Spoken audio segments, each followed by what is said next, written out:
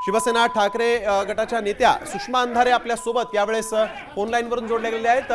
सुषमा अंधारे जी, आपण बघतोय की कार्यकर्त्यांनीच कायदा हातात घेतलेला आहे आणि महाराष्ट्रामधली ही परिस्थिती पाहिल्यावर काय प्रतिक्रिया आहे?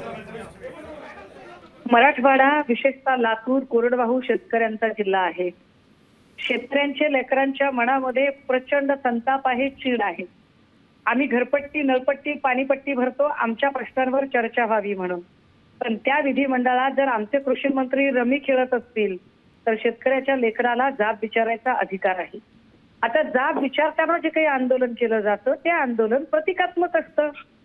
ज्या पक्षाचे ते मंत्री आहेत त्या पक्षाचे अध्यक्ष कार्यक्रमाला तिथे उपस्थित होते आणि तुमच्या पक्षाचा मंत्री रम्मी खेळत होता, हे प्रतिकात्मक पद्धतीने भावना पोचवायच्या असतील म्हणून जर त्यांनी कदाचित पत्ते फेकण्याचं आंदोलन केलं, अर्थात ते चूक आहे, पण पत्ते फेकायचं आंदोलन केलं तर मला वाटतं अध्यक्षांची जबाबदारी आहे की त्यांनी विषय समजून घ्यावा, त्या गोष्टीला प्रतिकार सुद्धा व्हावा, नाही असं नाही।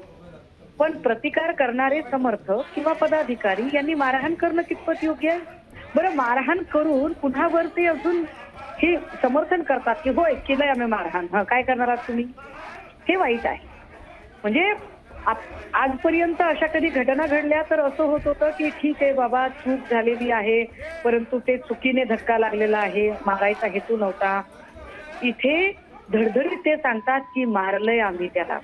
आणि ते असं का म्हणतात? कारण मागच्या घटनांचा दाखला असतो की जिथे संजय गायकवाड आपल्या स्वतःच्या मारहाणीचं समर्थन करतो, संजय शिरसाट पैशाचं समर्थन करतो, गीता जैन इंजिनियरला मारल्याचं समर्थन करते, पडळकर त्याचे कार्यकर्ते विधिमंडळात धिंगाणा घातल्याचं समर्थन करतात।